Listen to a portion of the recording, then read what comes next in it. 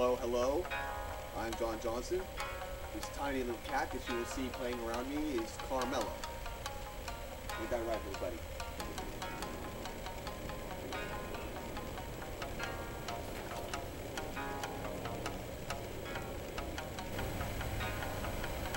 When you wear the swords, right?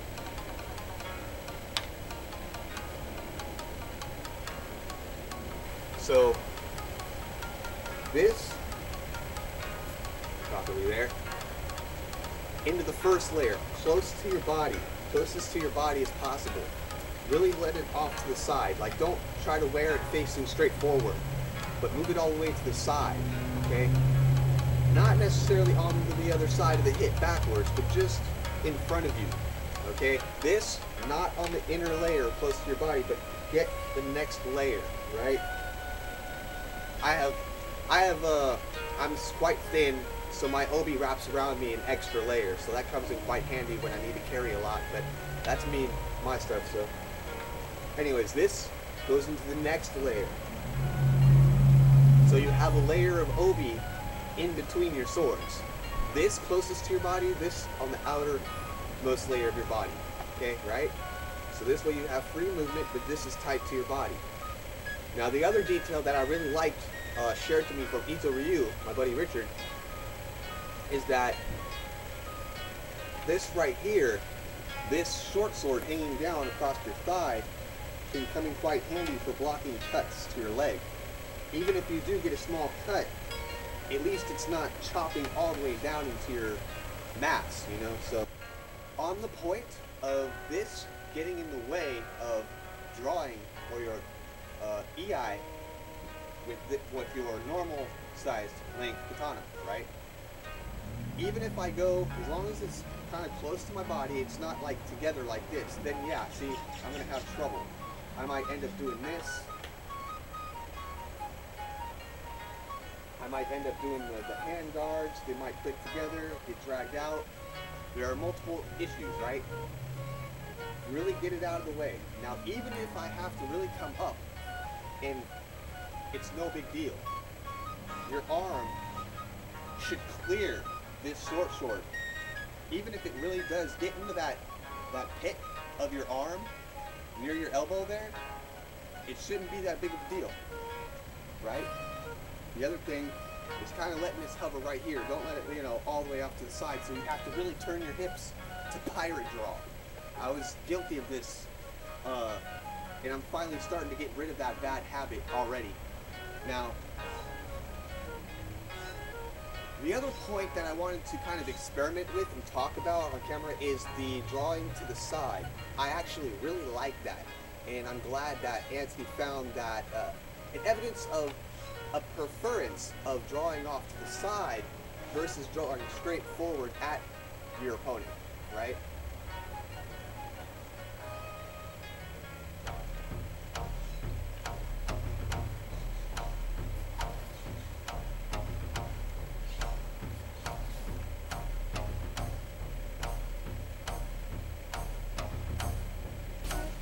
Alright, so whether it ends up here or whether I end up here, it's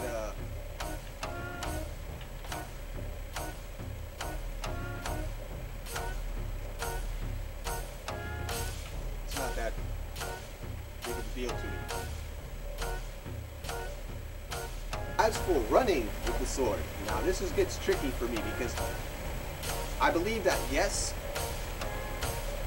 even in the Sengaku area, they did have forms of dojos. They had areas where they would go into, okay, well, if he moves here, where would I move to get my cut, right? I mean, I'm pretty sure they paid attention to sciences. They didn't just whack on each other primitively.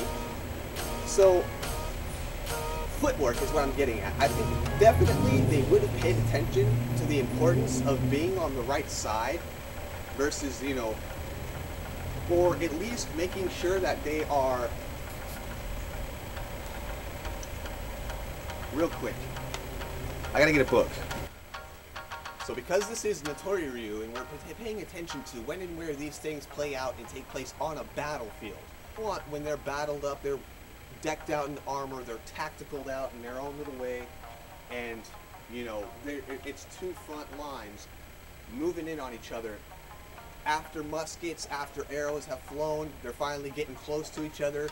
Now they're yelling their battle cries, they're holding up their battle flags, and "Sia, sia, sia!" and they're yelling out their battle cries, and this is when they start charging at each other, right? We have spearmen, swordmen, horsemen coming at each other full on. Now this is where I gotta use a couple different books. If I'm pronouncing it correctly, Mai. The distance at which combatants engage each other. At this distance, as the distance is shortened, courage and skill of the warrior must be increased. So the MA-AI, Mai. Basically, that's the gap between the two front lines as they get close. So you have horse spearmen. This is where, like, you know, the musket shots start getting into the face, and the arrows start really piercing past your arrow blocking capes and stuff like that. This is where things start getting gruesome, because this is where the sword down.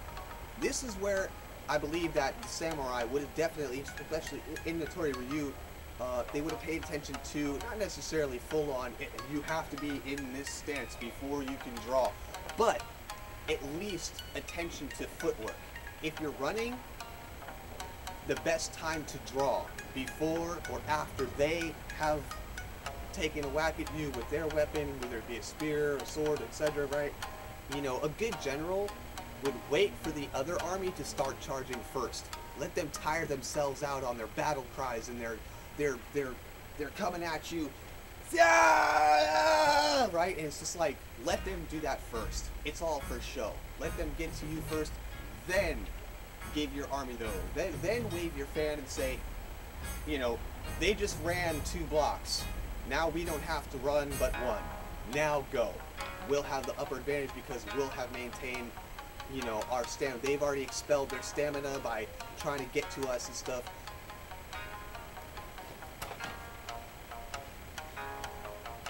Now I want you guys to pay attention to the footwork, okay?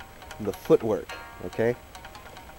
Most traditional school, Ryu, they're always teaching you to kind of like keep your feet like this. Never try to cross over unless you're like really retreating, walking backwards, or simply walking forwards. But they also mention to not really crisscross. Never let this go past the front one. Always just kind of step like this. Right? I'm not executing that perfectly. I just want you guys to see my dancing a little bit. Come on, Noah. I'll do a few different runs, okay? And this goes back to some of the ninjutsu curriculum steps that we talked about in the Shoninki. The running, the hopping, the kind of skipping, as if you're like skipping across little streams and rocks in the wilderness, right? What's the terrain like? What's the setting like? Is this just plain open field, grass, and you just flat land and you're running straight at each other? Are you running away? Are you running after someone that is running away? What's the situation? For me, this all makes a huge difference in whether or not I'm running fast, am I skipping? You know, this all makes a huge difference in the way that we're running. The situation makes for the way. Now we need to get to the technique, right? It's forward. One is to simply slide my foot all the way back. If someone tries to take your sword, to simply step back, or if you're face forward, your usual stance is like this because you step back, and now see, your right foot is facing forward as you draw. Now you can execute your cuts, etc., right? Now, this is where I have seen things come up to here. So even if you're this way or this way, whatever your beginning stance is, it's where you simply slide back. If someone tries to grab your sword from you, and instead of like grabbing it and struggling it and doing all this akijutsu stuff, instead, to simply slide back, and then you draw like this, and you push into a stabbing motion, and then you can come up and you're in proper stance to execute cuts. My first run will be a typical like just walking up to an adversary. The second one will be a skip along, almost kind of a skipping, but where I'm still in a draw ready position. The third example will be just running. It's just like straight up, I'm just running. I'm not even paying attention to how my stride is or how my footwork is, and I'm just gonna draw spontaneously. Okay. Here he goes.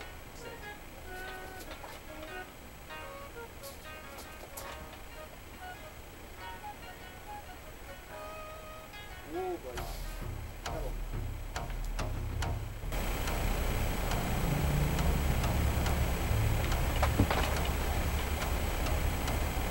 Now you see, I end up on the wrong side according to most traditional schools. I'm on the wrong footwork pattern. So this is full, like, long stride. Ah!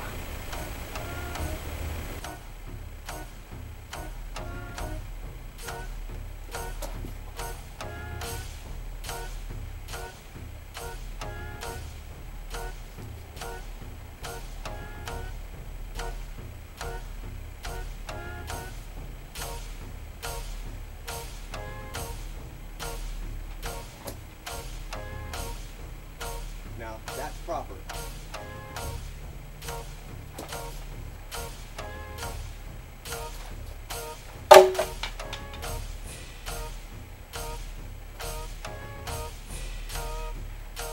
I have a shield as a focus point. I'm going to take my short sword and throw it as I run, then draw and execute. Yeah.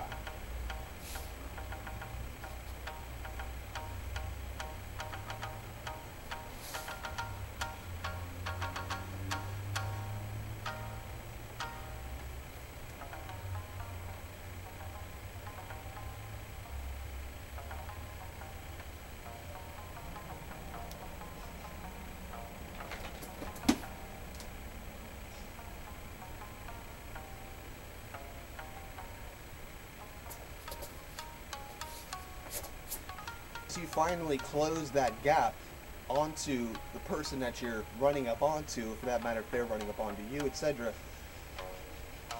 You can easily start transforming from your run, your stride of running, into a quick position of sword footwork. But easily transferring into that is the tricky part. Making sure that you see, there it comes into play, the details that matter to me. If I am met too early, so I may have it all planned out, I'm going to run up onto him, and then I'm going to, right as soon as I step forward with this foot, I'm going to draw, so that way when I come in with my cut, I'm going to end up on my right foot, right? So it's all proper. Well, what if the dude catches you, and what if he gives one last little hop and closes that gap before you can get that out? Now you're on this side. Oh no, I'm wrong footwork. But you know what? On the battlefield, what plays out is what plays out. There's no time to switch up and make for perfection.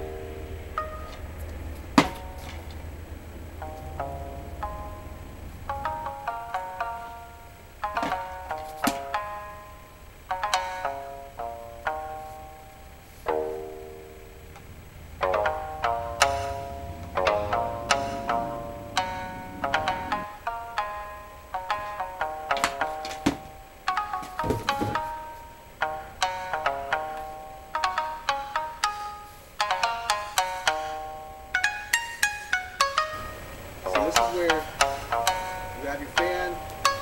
Everyone move forward, right? You got your fan. Now, this is where you got closing that gap. And it's just like, now you have your diagonal cut.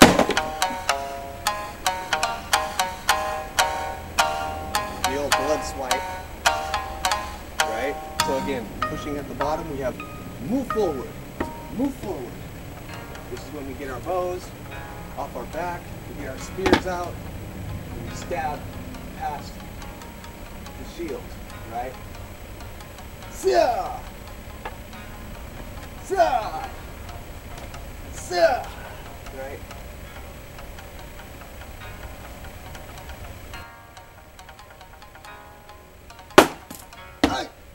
Other than signaling, blinding powder, this right here, more blinding techniques, but using the shiny part, right? I don't know, so many things with this testing. I really like the fan. It's just, and I love doing those tricks. Yeah, it's just fun. All right.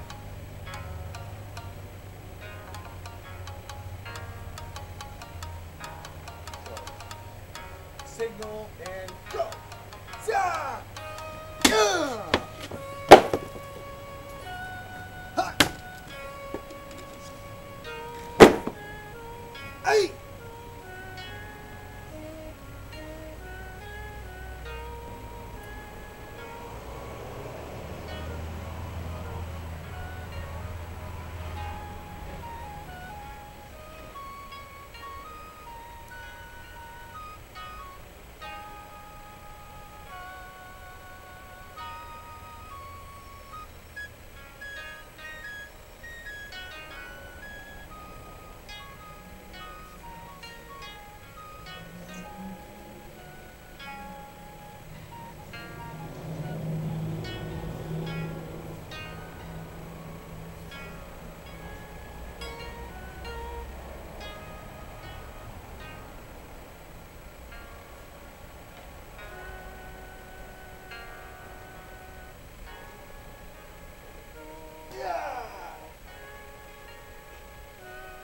Right? So I'm behind the shield, and you'll see where I'm going over the top of the shield, down. So I'm coming down at an opponent in front of the shield, or off to the sides, going up or down for leg cuts or upper body armor cuts, here, here, etc. The weak parts of the armor, right? Or you'll see me come down with like a stab, a kill at the ground. You'll see me spear the ground. That's basically a fallen enemy at my shield's end, and I'm finishing him finishing him off, taking the head. So, up here, so first is to move forward with the shield, right? You have move forward, then you got your fight as you move forward, the fight as you move forward. Yeah. Yeah. Sa. Sa.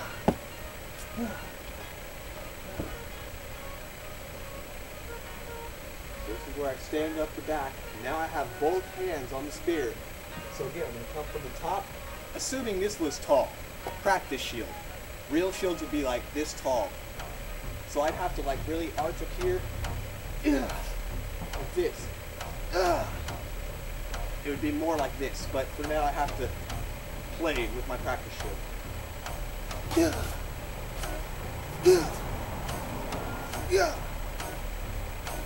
Making sure no arrows, no bullets can come at you. Come up when you hear a gap.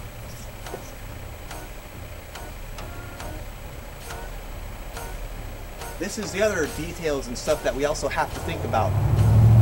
When would spearmen pop up from behind the shields and begin their stabs? When bullets have stopped. When you sense the arrows, the archers, and the gunmen on the enemy lines are taking a break. They're doing their reloads, right?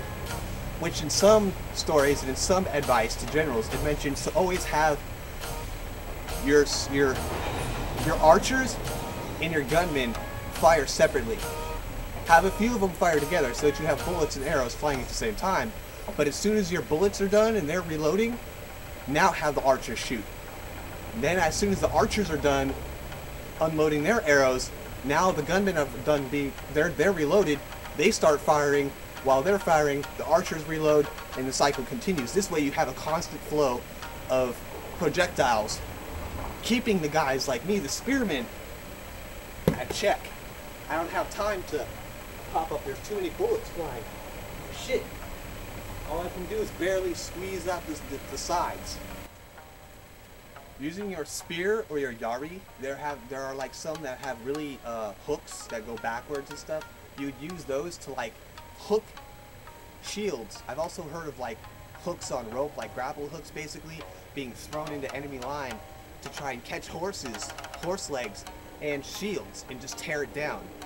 Just open up the front line by hooking and tearing into it. Like so. Here we are. Keep your line at bay, and then hook it, tear it down, and then you come in with your kill thrusts, etc. Right?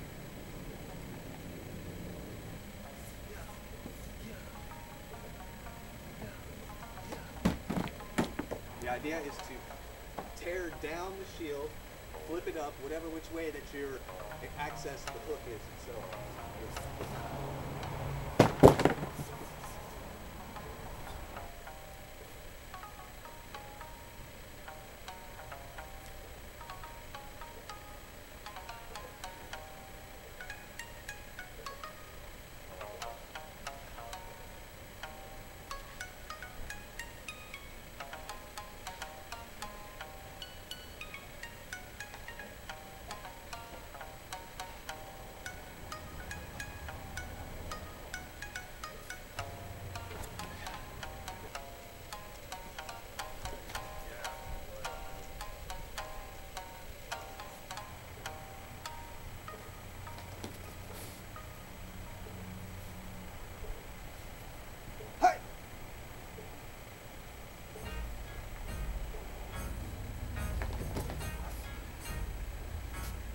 Hey!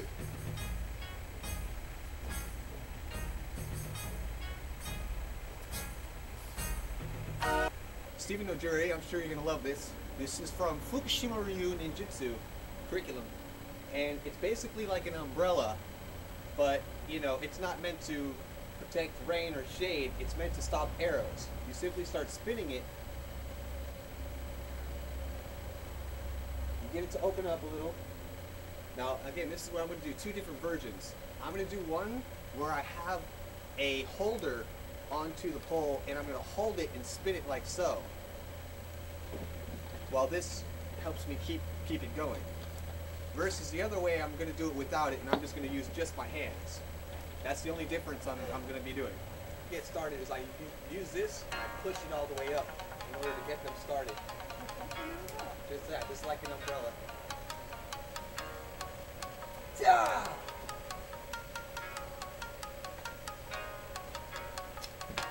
Woo! That's nice. I see that. That deflected it. Yeah.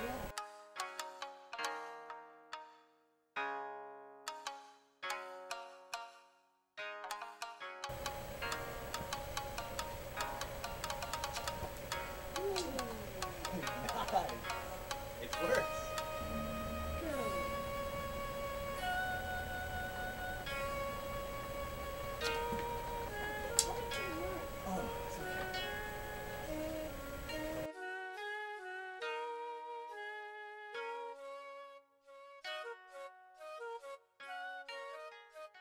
All I gotta do is just twist this once a little bit, and see, it kind of spins by itself inside that holder here, this holder. And see, all I have to do is push on this, and it stays open for me. Spin it again, keep it open, spin it again. And I can move around very easily with this. But without it, I have to struggle with both arms, with both hands. It gets very tiring. So this actually does help a lot. Push this up, start spinning it. Bam!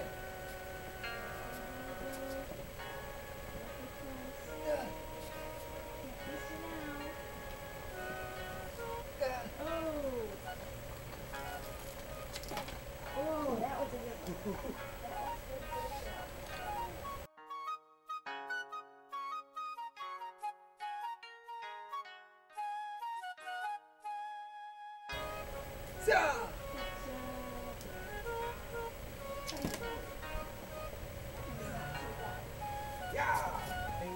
I have to get these started, or I have to use my hand That's where the tube comes into play. The tube pushes straight up to it and keeps it open for me. Then I can start spinning it.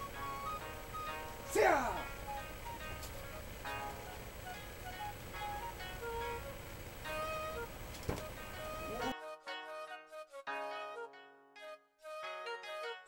My little cheap PVC made Yumi, I also have a spear, or basically I just took one of my cutting board practice knives, took a heat gun, loosened up the plastic, stuck it in there, tightened it around it, and it's in there solid. It works fine. I can mess around with this.